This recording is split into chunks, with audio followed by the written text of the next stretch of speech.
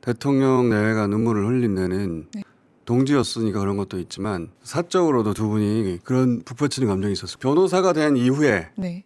변방의 신민운동가로 출발했거든요. 국회의원이 된 것도 2022년이나 돼서야 됐습니다. 정치 출발도 2010년이나 돼서야 기초단체장으로 한 것이고 네. 그러니까 민주당의 주류가 된 적이 한 번도 없어요. 그리고 2017년 대선 후보 문재인 후보를 공격하면서 선을 일정으로 넘어와서 민주당 지지층으로부터도 엄청난 비난을 받았죠. 저는 그렇게 생각하지 않았는데 저는 그렇게 보내기 너무 아까운 자산이라고 생각해서 방송에 부르잖아요. 엄청난 비난이 쏟아졌어요. 방송에 부른다는 사실 자체로. 그때 가장 큰 든든한 울타리가 돼준 게 이해찬 전 총리. 당내에서 뭐 징계하라거나 이럴 때마다 꿈쩍도 안 한 양반이에요. 그 울타리가 없었으면은 그 이후로 계속 성장하지 못했습니다. 사라졌을 수도 있어요. 대통령이 이제는 됐는데 네. 아마 부모님 돌아가신 거 비슷한 정도의 마음이지 않았을까. 유시민 작가의 관계도 유시민 작가 이해찬 전 총리 관계도 매우 특별하거든요. 박정희가 죽고 80년 소위 서울의 봄이 왔을 때 유시민 작가는 서울대 대의원 의장이던가 그랬고 이해찬 전 총리는 복학해가지고 복학생 회장인가 그랬을 거예요. 두 분이 그때 학생운동을 같이 합니다. 80년도부터. 네. 그러니까 세월이 얼마입니까 지금. 90년 가까이 된 거예요. 유시민 작가가 결혼할 때 돈이 없으니까 이해찬 전 총리 부인 김정호 교사인데 그분이 반지를 빼뒀다고 해요. 그리고 이해찬 전 총리가 정치를 88년에 평민당 입당하면서 김대중 당시 총재가 발탁하면서 이제 시작했는데 네. 유시민 작가가 도망 다니고 있을 때예요. 그 학생운동 하던 사람들은 그때 다들 수배되고 있었거든요. 네. 그때 국회의원 보좌관 하면 도망 다니지 않아도 된다는 얘기로 꼬셔가지고 국회의원 보좌관이 됐습니다. 지금 노무현 재단 있잖아요. 네. 그 부지를 마련한 장본인이 이해찬 전 총리가 정계 은퇴하고 나서 노무현 재단 이사장 하면서 마련한 거거든요. 본인 다음으로 노무현 재단 이사장을 유시민으로 지목한 그런 평생의 동지라고 해야 될까?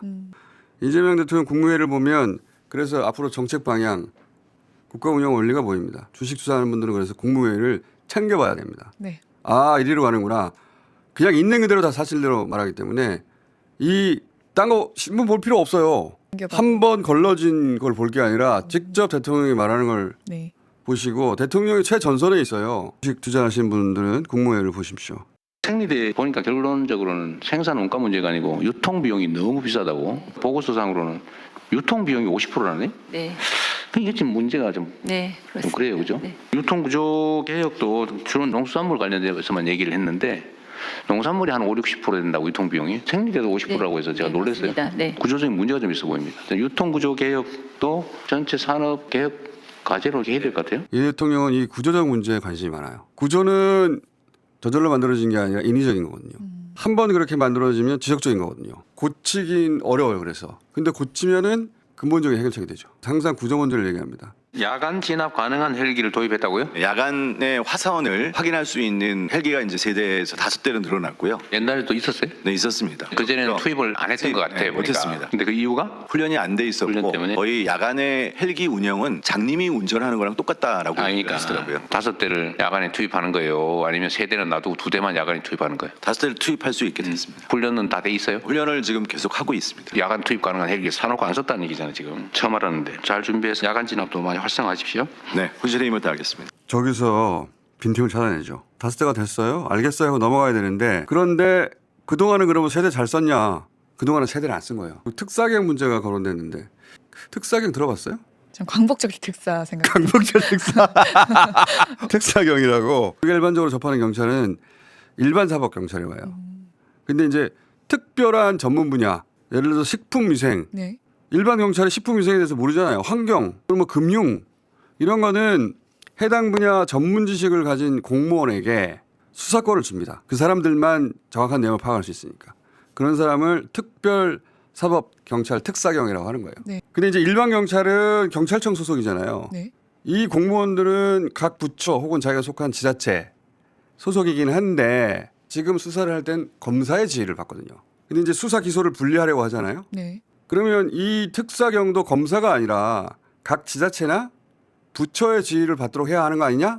이 대통령의 지적이고 거기에 대해서 이제 법무부 장관은 특사경은 지금 검사의 지휘를 받는데 앞으로도 계속 검사의 지휘를 받도록 하는 게 좋겠다라고 라고 하는 생각을 확인할 수 있는 장면인데 지금 특사경에 대해서 지휘권을 검사에게 남겨놔야 되는 거 아니냐라고 하는 주장도 있고 이걸 왜 예외로 하냐. 각 특사경에 대한 지휘권은 관련 기관장이나 아니면 관련 부처청에다가 맡기면 되지 않냐. 법무부 장관은 검사의 시선으로 이 사안을 보고 있는 것 같다. 국세 분야에 대해서는 체납관리단을 좀 만들어서 이게 뭐 얼마 물려 있더라. 국세청장 오셨어요? 예, 여기 있습니다. 체납자는 130만 명이고 누계 체납액은 110조 원입니다. 110조 원. 근데 이거를 그냥 사실상 방치해 왔잖아요. 서류로 그냥 데이터도 독촉장 한번 보내고 통상적 관리하고 장부만 계속 쌓여가는 거 아닙니까? 정리를 반드시 해야 되는데 예. 일자리도 만드는 게 효과가 있고 조세 정리도 실현하고 개별적으로 다 추적을 해보면 체납하는 사람이 계속 체납하거든요. 반복적으로. 예, 고액 상습 체납자가 네, 상습적으로. 왜냐하면 추적을 안 하니까. 이런 사람들이 덕보게 하면 안 된다. 반드시 전수조사를 해가지고 세금 떼먹고 못 산다. 능력이 없으면 바로 좀 정리해주고. 근데 이거를 하려면 인원수를 대대적으로 늘리자고 한 거예요. 그래서 뭐 추경 등 추가 예산 지원이 되면은 10,000명 수준으로 좀 늘리려고 합니다. 이거 하시고요. 정부가 이렇게 악착같이 임금 적게 주고 그러면 안 되죠. 우리가 모범적 사용자가 돼야 된다. 노동에 대한 대가를 적정하게 줘야지. 정부가 막 최저임금 주고 그러면 되겠습니까? 두 번째로는 실질적으로 체납 징수를 어떻게 할 건지는 브레인스토밍을 하든지 각 지방자치단체나 외국 사례나 전부 뒤져가지고 모여서 아이디어를 모으면 좋은 방법이 생기더라고요. 저번에 보니까 해외 출국 금지 조치할 수 있게 된 일이 수십 번 했다면서요. 예, 대통령님, 체납에 대해서 위탁 징수를 저희가 하려면은 국가채권관리법 개정이 필요하고요. 강제 징수 절차를 활용을 하려면 통합징수법이 필요합니다. 그건 충분히 이해하겠어요. 문제는 지금 국회의 입법 속도가 너무 느려가지고 지금 우리가 8개월 다 돼가는데 소위 정부의 기본적인 정책 방침에 대한 입법조차도 20%밖에 안 된다는 거 아닙니까? 예. 지금 국회가 너무 느려서 지금 일을 할 수가 없는 상태잖아요. 계속 기다릴 수는 없으니까 그건 최대한 빨리 추진하고 그 전이라도 각 부처 명의로 뽑아서 각 부처에서 파견을 하든지 합동 관리를 해주면 되지 않냐 그 말이에요.